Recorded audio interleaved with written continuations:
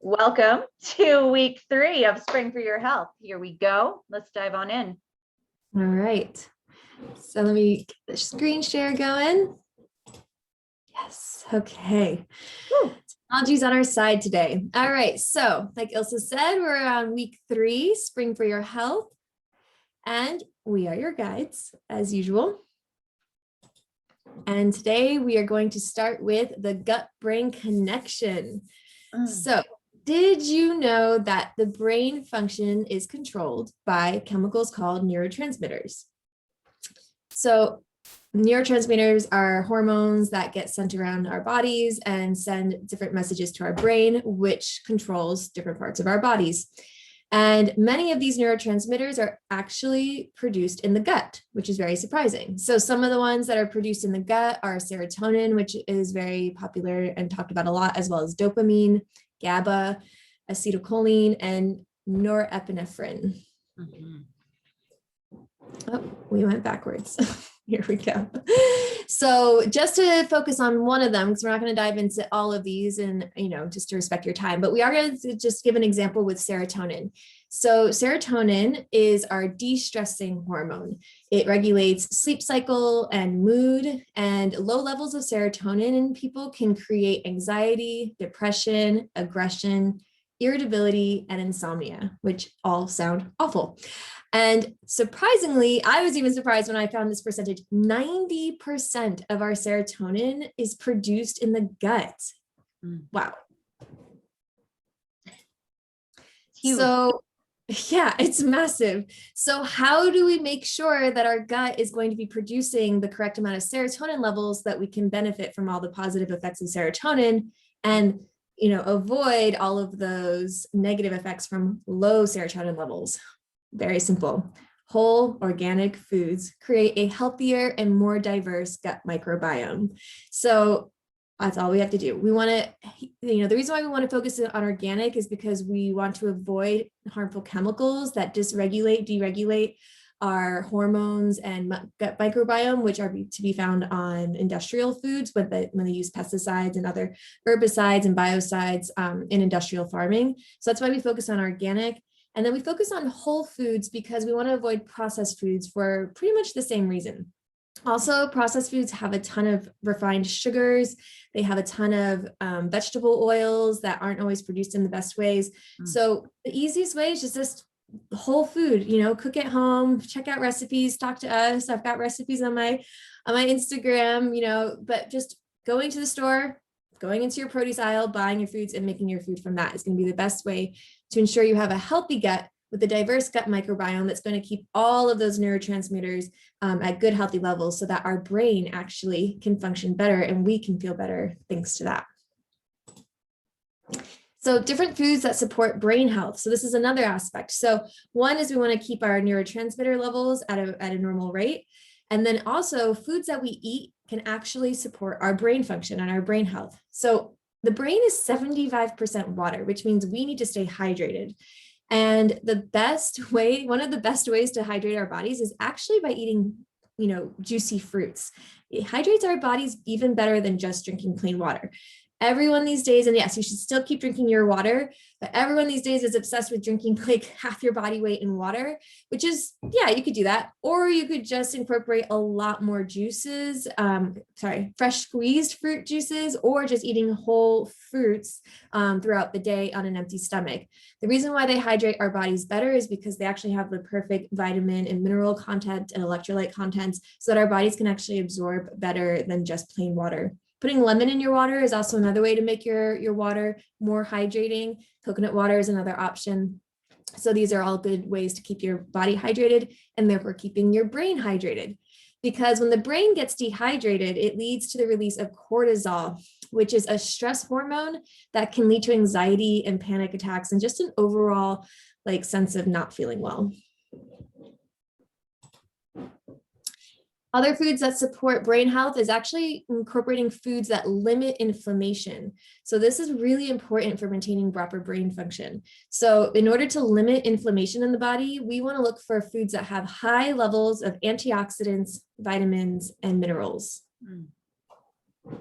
And what are those foods? Well, you guessed it, produce, whole foods. So berries have massive amounts of antioxidants. They're great for feeding the brain. Brightly colored fruits and vegetables as well, really high in antioxidants. So, like everybody says, eat the rainbow. We're not talking about Skittles. We're talking about fresh fruit and vegetables. Leafy greens are really great for limiting inflammation in the body and feeding the brain. And then nuts and seeds are great brain food. They have really high levels of omega-3 fatty acids, and they also have a lot of antioxidants in them. So nuts and seeds are wonderful for feeding the brain. And then the berries and the brightly colored fruits and veg and leafy greens are going to help to reduce inflammation, which will therefore increase brain function. Okay. All right, the mind-body connection. So you might think gut, brain, mind, body, like same, right? But they are different. And I wanted to talk a little bit about this today. And you'll see that the state of the body affects the gut, of course, which affects the mind, which the mind creates your reality through your feelings, and your thoughts create your life. So what you put out is what you undoubtedly will attract. And the law of attraction can be so frustrating, but it is a real thing that goes on in our lives. And there's a cellular connection between your thoughts and your cellular behavior. So this is duality, and every word, thought, and action has a frequency or vibration that can affect the physical body on a moment-to-moment basis. It's pretty crazy. So I wanted to share this study with you because the work of Dr. Emoto really blew my mind, and it completely changed my perspective on the power of our words. And he wrote the book, The Hidden Messages of Water, and he was able to scientifically prove that there is vibration and energy in words written and spoken. So he did many experiments on molecules of water and either put loving words, loving sounds on the molecules of water or hateful ones. And the results were consistent 100% of the time. And it's absolutely mind-blowing. So I put some photos on here so that you could see some of his work here. And you'll see the negative word songs, written or spoken results. They kind of they form this more monstrous formation that actually looks similar to cancer cells underneath a microscope. So you'll see the heavy metal music. You Make Me Sick is down there at the bottom left-hand side. And evil is really interesting, the circular ring there. You can also see the difference before prayer and after prayer. So even if you're not a religious person, I believe that the intention of having and cultivating positive thoughts actually changes the formation of your molecules there. So that's really cool to look at. And then you'll see like You Fool is really dispersed, kind of similar to the heavy metal music on there. And then we have, well, I thought I'd throw Adolf Hitler on there just for kicks, and Mother Teresa, because that's a cool dynamic there. And then you'll see like Thank You is just so beautiful on the top left-hand side. It's really well formed. It's always got that formation. So it's interesting, these specific words hold these specific energies that create these specific crystals. Super fascinating stuff. So this is just to remind you, like, we are 60 to 70% water. So our molecules are affected by the words that we speak. So when you say, I'm fat, or, I'm never going to be able to lose weight, or something like that, you are actually giving your body a command, and it may not be able to shake that off more than your brain power of being like, oh, well, I'm never going to be able to shake that off, but maybe I will. When you start changing your thoughts to, or like piece by piece, I know it's a challenging process to change your thoughts, but if you can rebuttal yourself enough and start speaking positive thoughts to yourself on a day-to-day basis, you will see that in a reflection of your cells and your molecules as well. Yeah, and I want to add in as well to what Ilse was saying, in that the music that we listen to is more important than we might realize. And especially since so much of our music we take in subconsciously, it's really affecting our brain on deep levels and our mindset on deep levels. So just, be intentional about the music that you're filtering into your brain. It affects us more than we might realize. Such a good point, Heidi. Thank you for bringing that up. Muscle testing. So this is just another example of how the mind-body connection is real and tangible. So I wanted to touch base on this. So within the surrounding body is an integral electrical network that's tapped into our nervous system, and it's pure energy. And because energy runs through our muscles of the body, if anything impacts this electrical system that does not maintain or enhance the body's balance and the body's network, your muscles will respond to that and virtually like short circuit or weaken temporarily, which is really cool. So a lot of alternative wellness practitioners and even some doctors use this as kind of a little peek into what's going on into the body and what the body might need at a moment-to-moment basis. So as it says here, this relationship between the body's electrical network and muscular system is a natural part of the human system and falls within the laws of physics. This is not mystical or woo-woo or magical. Muscle testing taps into the subconscious mind and the electrical field in your body, which allows you to answer questions about physical, mental, or emotional well-being. So the way that you do this is even like as simple as creating 2 rings with your fingers and telling yourself a statement. You want to state this in the current, like, I need more fruits. And if you hold your fingers in this position, you try to pull them apart, your fingers will either lock, which is a yes, or they will bust through, which is a no. And you can test yourself at any point in time. You can test yourself while holding something in your lap, like this is good for me or this is not good for me. And I just find this really fascinating because it is actually based on science and physics.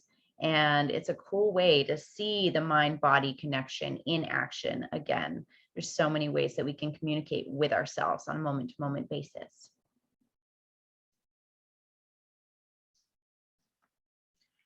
So I wanted to add this quote in here because I really love it. And I know that especially as we go through parasite cleansing, we may have some emotions, some cravings that come up that we do not desire. I am going through the parasite cleanse right now. It's very fun.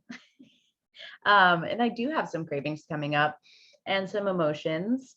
But every symptom, craving, or behavior around food has a positive intention. So therefore, symptoms, cravings, and behaviors are not the problem. They are just the best solution that you have come up with so far.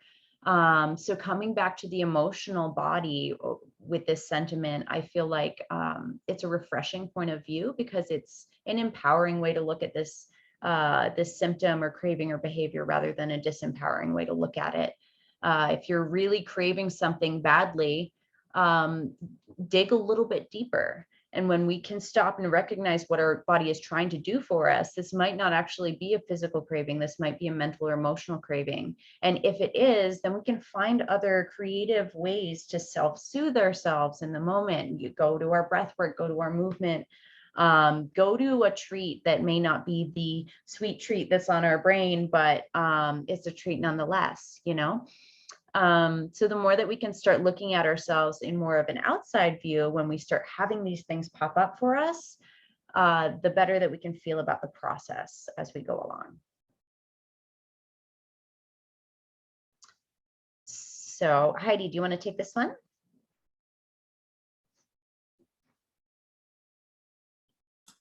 Yes, that last slide was a mistake. It was hanging on from last week, so I just skipped ahead. So yes, and Ilse, I just want to say, I really love that last slide here. I'm going to go back. We'll have to skip over the mistake slide. This one. I love this idea that it's just the best solution we've come up with so far. Like that's such a big like perspective shift. It's like a massive reframing. So right? Yeah. Sharing. Okay.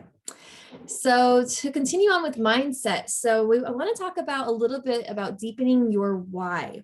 So to achieve your goals, you don't want to and realize your dreams, even more importantly, it's important to not only know what you want, but why you want it. So we really want to dig in. I encourage all of you to take even just 5 minutes, or if you have 2 minutes, just 2 minutes to sit down with a piece of paper and write down your reasonings for why are you doing this cleanse or this reset, or even with this maintenance program, whatever you decided to do with us. Just take 2 minutes to like make a quick list about why you're doing it. If you have more time, then you can spend more time with it and really dig into like the next level. Like, what is it? Is it because you want to be more present for your family? Maybe it's because you want to lose weight and you want to feel better and just more confident. Maybe it's because you have, something going on physically. Maybe it's like a skin issue. Maybe you have belly aches. Maybe you have joint pain. But then it might go into deeper. It's like, okay, so my why, for example, for me, I really wanted to address my knee pain. Okay, that's a why. But why do I want to address my knee pain? Well, because one of my joys in life is to spend time in the mountains hiking.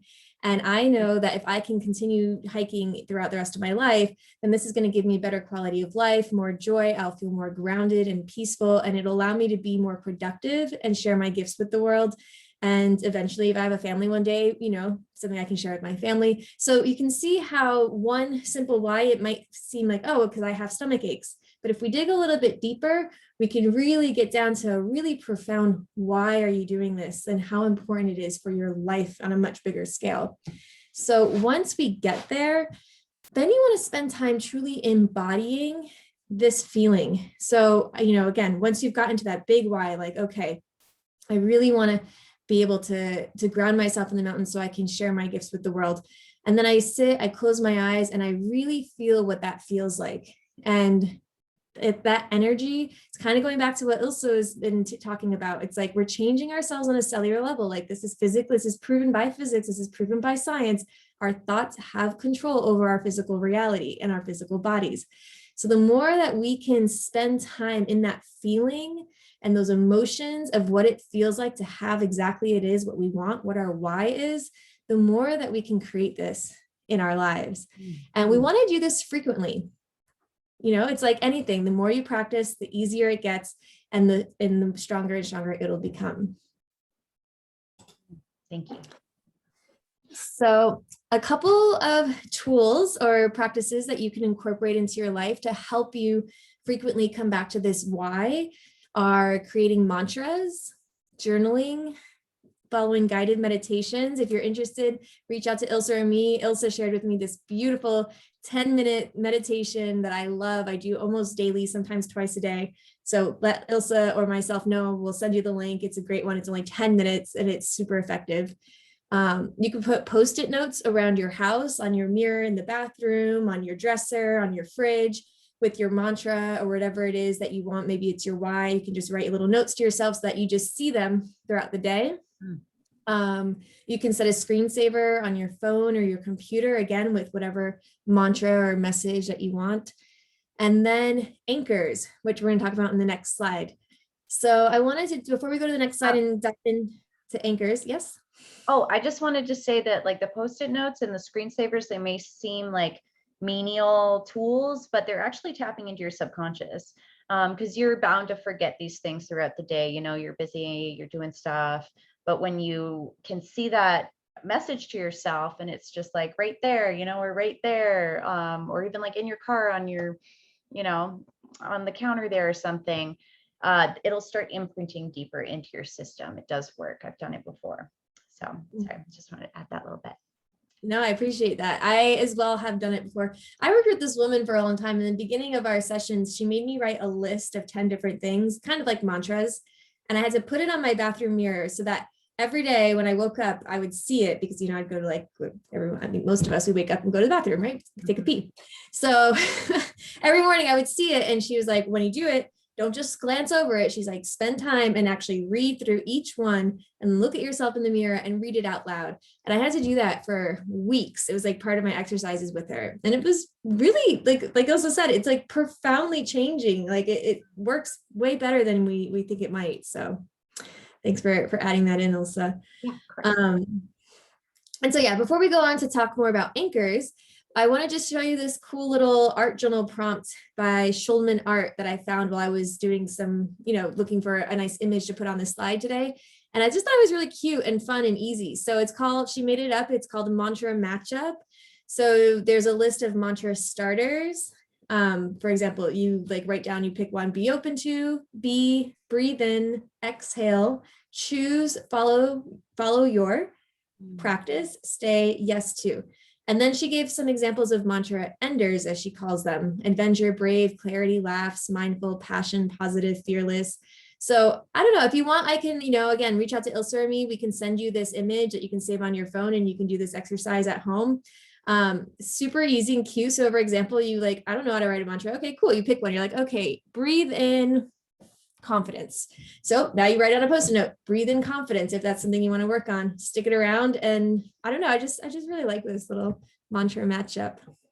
But yeah, happy to send you the image and Ilse as well. So whoever you're working with, we'll send it over to you if you're interested.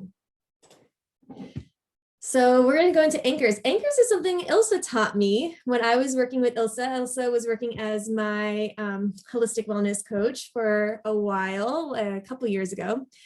And Ilse taught me this beautiful exercise called anchors. And what it is using your 5 senses to anchor in a goal or desired feeling. So our 5 senses, clearly, we think most of us know, are vision, taste, touch, hearing, and smell. And so what you want to do is you pick something for each of your 5 senses that's going to remind you of whatever it is that you're working towards. So your why. And so you can say, for example, each time I see the color yellow, all right, yellow is going to be my color. That's going to remind me that I'm breathing in confidence, if that's the mantra I'm working with, for example. So each time I see yellow, it kind of reminds my brain. And also feel free to hop in and correct me if I'm missing some key points, because you definitely, you're the one who taught me. Oh, you're doing great. Okay. Taste, again, like you can pick any sort of taste. Like I'll just use one that's here in the image, lemon. So every time you taste lemon, or you can even just go sour, you can go more general every time you taste something sour. And you can do this also intentionally. So you can say, okay, I really want to like embody this like why that I've reached into. Okay, so I'm going to go and get myself a lemon and I'm going to like bring that back to me. And so you can use them intentionally and unintentionally. And then the same with touch. You can pick a different sensation, a sort of texture, or even you can touch. Oh yeah, so something Ilse had me do. Like I remember I was touching the bottom of my earlobe, and that I thought was really handy because every time I touched my earlobe, it's accessible at every moment of every day. It would like bring me back to my why. So you can also like choose to touch somewhere on your body. Hearing, if it's birds or a certain song, maybe it's like you put on a certain song to get you like pumped up and in your why. And then smell, same. Ilse had me choose a specific essential oil because aromatherapy is very powerful. And I would keep my little bottle with me all the time. And I would just smell it from time to time to help me bring myself back into my why. So again, these are all just practices to frequently bring yourself back, because the more we do it, the more it's going to become our reality.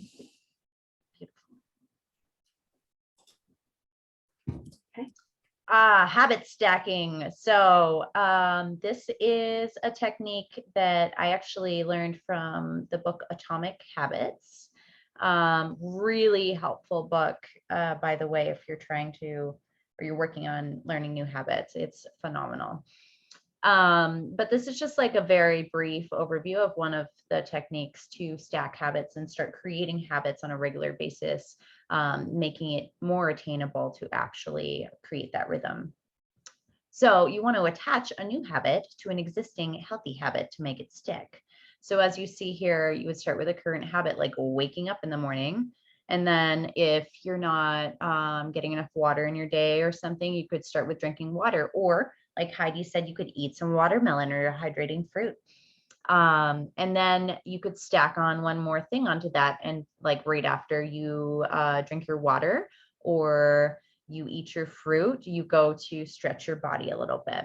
And then you moving on, like you're making your tea or your coffee and you're packing your lunch.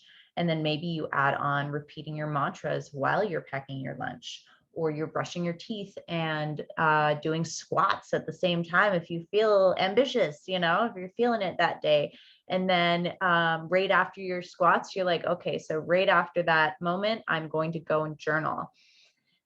So by adding these new habits onto habits that are already existing, you are like 85% more likely to actually get this habit done, and start doing it on a regular basis.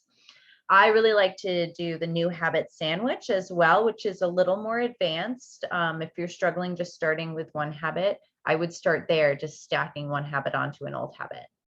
But the new habit sandwich, so for instance, my morning routine I started doing is a little bit of cardio. It's very short. It's mostly like dance based. So I could call it dancing, you know, just some exuberant dancing with music. And then I lie down and I do some breath work, and then I do some meditation. And none of these I was doing consistently beforehand, but once I started packing them together in a little habit sandwich, I've been able to accomplish this so much more, and each one more consistently, because they're together and bound together. Sorry, can you still see my screen? Because I can. You having trouble? Yeah, I lost my screen. Let's see. Oh, there we are. We're back. I'm back. Cool. So especially for the habit sandwich and for any habit building, when building a new habit, use the 2-minute rule. So this is huge. And at first I was like, 2 minutes is nothing, you know, like how is that going to get you anywhere? But by breaking the habit down and doing it for just 2 minutes or less, even like 15 seconds or so, you are building that new neural pathway in your brain. And that is the most challenging part of building a habit. So if you want to read a book, if you're struggling reading on a regular basis, you know, the first step would be picking up the book. So breaking down these habits in such small incremental bits that it's so tangible and doable that you're like, well, you can't not like pick up the book. If that's all you have to do today is just pick up the book, then pick up the darn book, you know? So when you use the 2-minute habit rule, these things become easier and easier. And after you pick up the book 3 times in a row, then you pick up and you read like a little section of it, maybe just a paragraph. Read a paragraph for 3 days in a row, then read 2 paragraphs for 3 days in a row, then read a chapter. And you'll see, like, you can gradually start easing your way into doing more and more and more in a much more simple and feasible fashion, because you're not fighting against yourself. Instead, you're coaxing that pathway. It's like building a road, you know, it's building a road in your brain. So you can't just plow on through. There may be some shrubberies you have to get out of the way. So you're going to just like ease your way through until the pathway is open. And then you're like, actually, I want to read for 15 minutes today, you know, or half an hour. So I strongly encourage you to engage in the 2-minute rule whenever building a new habit.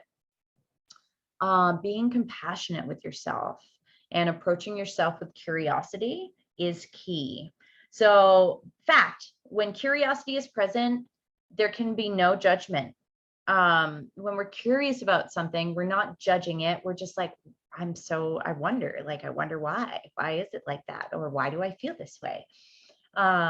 So whenever you're having an experience with yourself that you might not want to be having, or it feels a little more negative, or you're like giving into a craving that you don't want to be giving into, instead of approaching yourself with judgment and reprimanding yourself, which, as we learned earlier, is going to do nothing but detrimental activity to your cells and your being, approach yourself with curiosity and be like, isn't that interesting that I can't stop eating these chips right now? Or isn't that interesting that, you know, I couldn't wake up on time today? Isn't that curious? And then you can start looking underneath your self-judgment and whatever's coming up for you at that point and be like, well, what's really going on here? And I feel like reapproaching that, again, is a much more empowering mindset as far as being able to work with yourself on a moment-to-moment basis and get where you want to go. Enhancing enjoyment. So it's all about your focus. So I know that these things are not easy. What we're doing is not easy. Cleansing the body, regenerating the body in different ways. It's a journey, right? So it's all about your focus, and being willing to be creative with things and try things differently, and focusing on what you get to have instead of what you don't get to have. If you focus on what you don't get to have, you're going to hate your life and it sucks.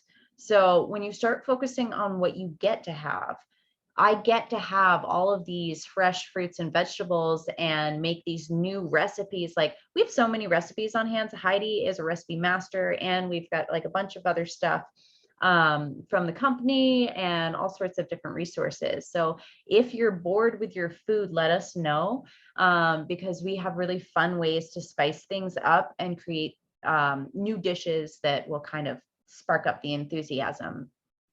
So yeah, getting creative with the situation. And also, when you start doing new things and engaging in new activities, you end up sparking your spirit up. You're going to get more excited. And again, you're going to be opening up those neural pathways in the brain to be able to rewire and enjoy different things. And then the 3 levels of change. So the 3 levels of change within the mind, spirit, body are behavior, beliefs, and then identity. So most of us are just trying to change ourselves on a behavior level. You know, you're like, I want to wake up earlier, something like that. But it's really hard for that change to actually stick without addressing your beliefs and your identity on the long-term sense of the thing. So if you're just changing your behavior, you may be able to wake up 3 days in a row early, but then you inevitably are going to go back to being a night owl or whatever, and the habit won't stick.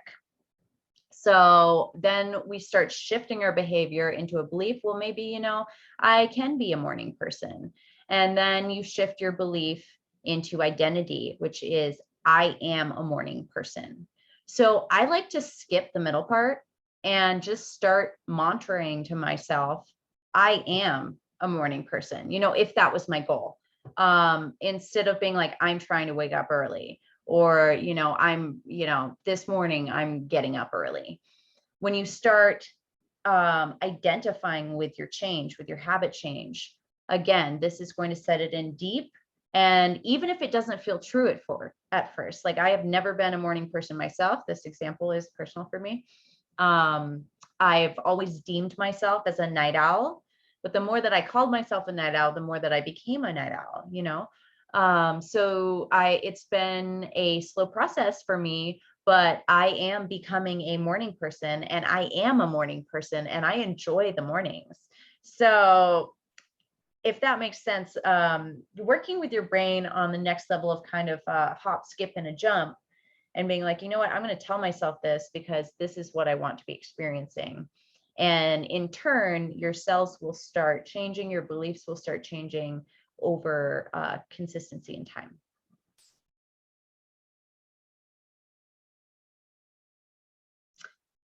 But we did it, another session down, and we are now going to move into breath work and meditation. I am going to be leading the breath work this day, and Heidi's going to do a quick meditation with us.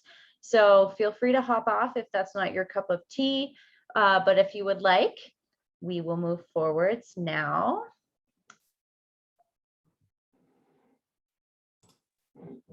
So I wanted to introduce the 4-7-8 breath, which is the breath of relaxation. And this was designed by Dr. Andrew Weil, and he's a really incredible psychologist and coach. He's amazing. He's done wonders for healing the emotional and physical body through somatic techniques and all sorts of things, and breath work.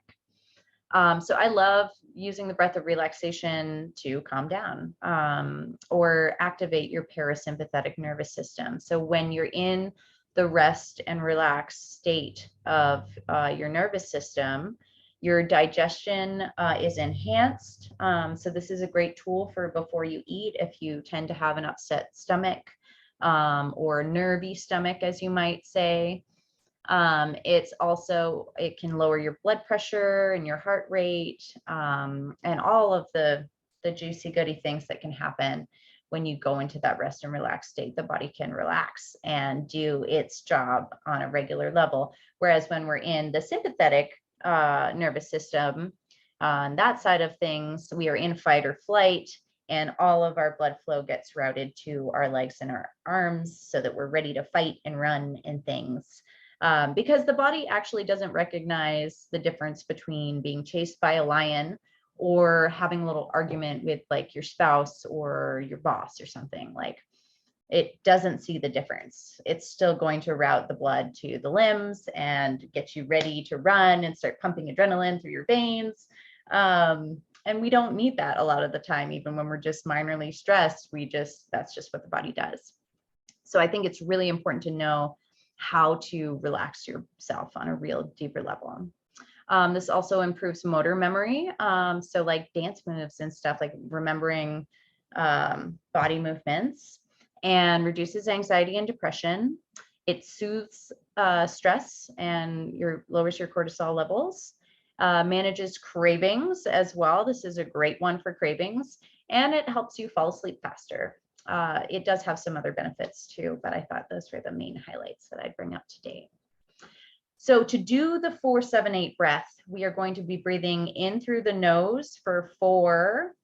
1, 2, 3, 4. I'll count it on my hand. Then we're going to hold for 7. And then we're going to release for 8. But the release is going to be through the mouth. And you want to bring your tongue right behind the 2 front teeth. And as you release out through the mouth, you're keeping your tongue there the whole time while you breathe. So you're going to make a whooshing sound on your exhale. So it should sound like this.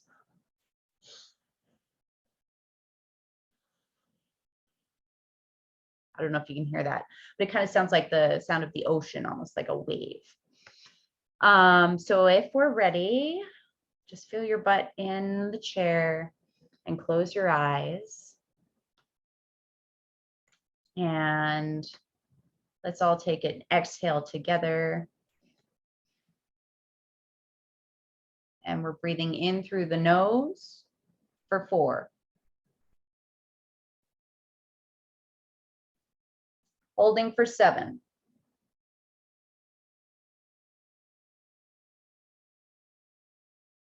Exhaling for 8.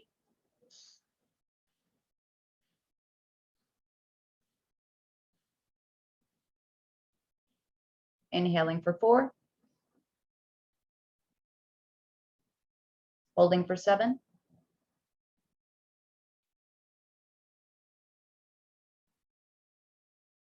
Exhaling for 8.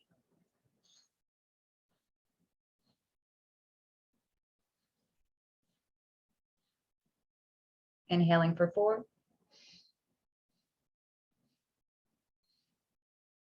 Holding for 7.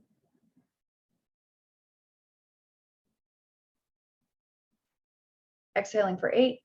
Inhaling for 4.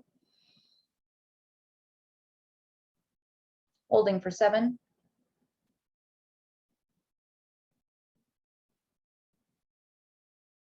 Exhaling for 8.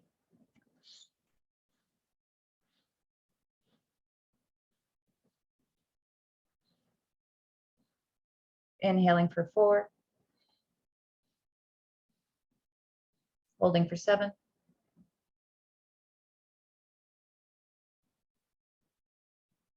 Exhaling for 8.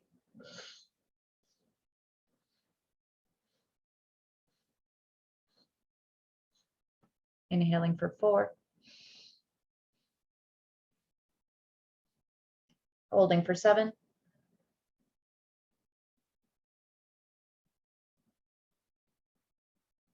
Exhaling for 8.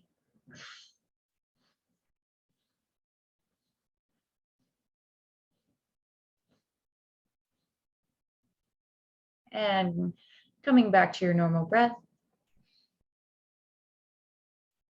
So Andrew actually suggests doing that no more than 4 to 6 times in one session, but you can do it multiple times a day. Again, think about the 2-minute rule. So if this is something you want to be incorporating in your day-to-day life, if you're dealing with stress and anxiety or something on a day-to-day basis, maybe once in the morning, once at night, but you only do 2 reps, takes less than a minute, easy peasy. I hope that that was good for everybody. It's super simple breath of relaxation. Heidi, do you want to take the lead on the meditation? Yes. Excuse me. Drink. All right. Thank you so much, Ilse. That was a really, that was very relaxing. Excellent. I felt it. Thank you. Okay. So if you want to, if your eyes are not already, you again find your comfortable seat and gently close your eyes. And just take a nice big inhale through the nose. And exhale out the mouth. So let's begin by settling your body into a position that's relaxed and alert. As you do, invite your attention to come onto your breath, pulling your mind out of the thoughts running around in your head and into the natural, easy rhythm of your breathing.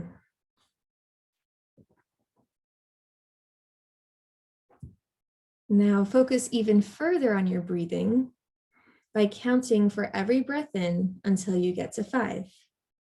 So on your next inhale, you'll just count in your mind 1, 2, 3, 4, 5, and breathe, letting that go.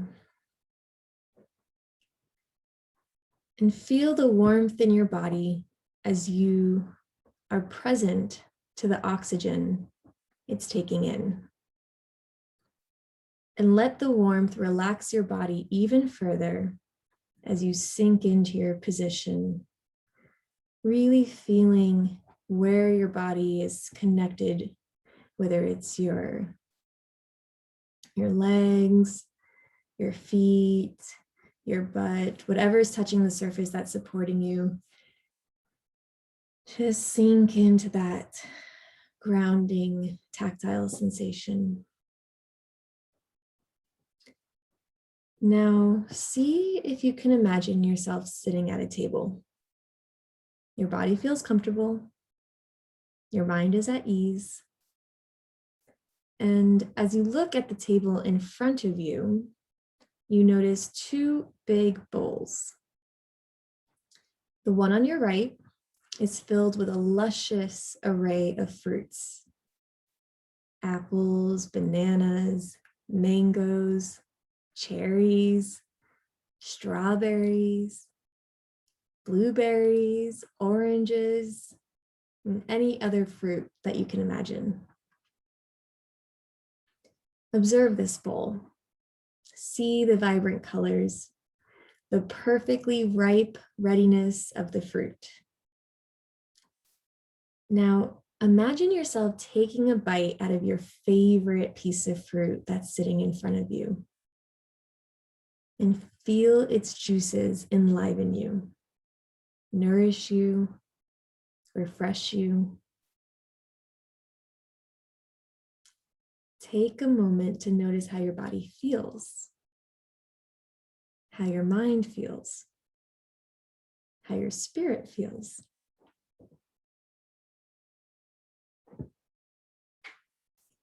These are your healthy habits. All those little things you do to take care of yourself from the inside out. This is what it feels like to eat well. Drink plenty of water, eat plenty of fruit, move your body, give yourself quiet time, cultivate positive thoughts, speak kindly to yourself and to others, and all of the other little things that you do to care for yourself. Let yourself fully, deeply feel how good it feels to be here and the nourishment of these empowering habits.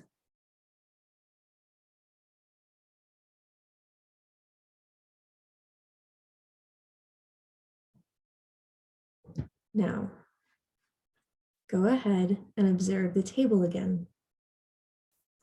This time, let your gaze fall upon the bowl on the left. This bowl is also filled with fruit, and right away your hand reaches out to take one. But as you look closer, you notice that the fruit is overripe, brown, and covered with mold. You bring your hand back, and without needing to taste this piece of fruit, you know this fruit is not suitable for your body, your mind, or your spirit. Let yourself sit in that knowing, that crystal clear understanding that what you see before you is not empowering or nourishing, that it's actually destructive.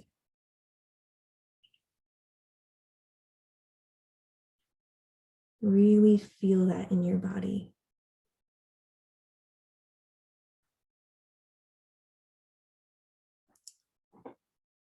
Now, observe yourself sitting at the table again, still with both bowls of fruit in front of you.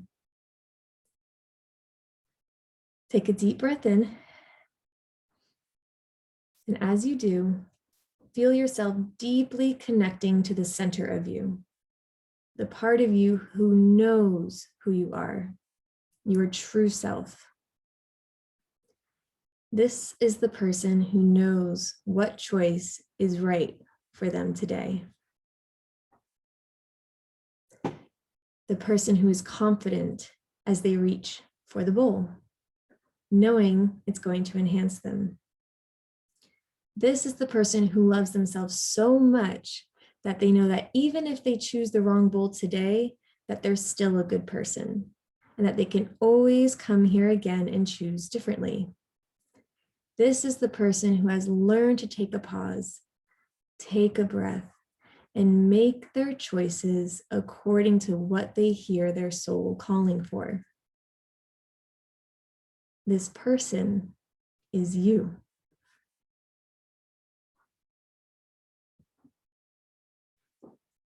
So take a deep breath in, inviting in freshness, newness, and love. And as you breathe out, feel yourself relaxing deeper into yourself, knowing and trusting that you will make the decision that leads to empowerment and nourishment as often as you can. And even when you don't, it's okay. We're all just humans and we're doing our best. But that you know how good it feels when that choice is made to nourish yourself and to care for yourself with all those sweet little habits. Now wiggle your fingers and your toes as you ease out of your meditation and into the day. Bring your hands together in front of your heart. And as you bow your head, let us end our time with an intention. May I choose habits that are empowering for me today, so that I may live vibrantly, authentically, and lovingly. Thank you. Thank you, Heidi. That was amazing. All right, lovelies. Well, thank you so much for attending or watching the replay, and we will see you next week. Same time, same place. Thank you so much for your time. We appreciate you spending it with us, and we hope that today was valuable. Yeah, thank you. Thanks, Amy, for being with us. Yeah, thank you so much.